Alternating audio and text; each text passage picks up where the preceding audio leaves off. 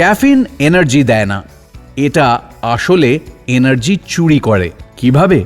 আমাদের ব্রেন একটা রাসায়নিক বানায়, নাম অ্যাডিনোসিন। এই অ্যাডোনিসিন যত জমে আমাদের তত ঘুম ঘুম পায়, মানে শরীর বলছে এখন বিশ্রাম দরকার। ক্যাফিনের চেহারা অ্যাডিনোসিনের মতোই, তাই কফি খেলে ক্যাফিন এই অ্যাডোনিসিনের জায়গায় ঢুকে পড়ে আর তোমার ব্রেন ভাবে ঘুম তো উড়ে গেছে, কিন্তু আসলে অ্যাডিনোসিন তখনও জমেছে।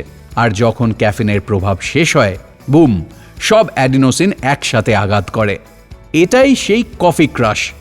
হঠাৎ ক্লান্তি, মাথা ভার, মনোসংযোগ হারিয়ে ফেলা।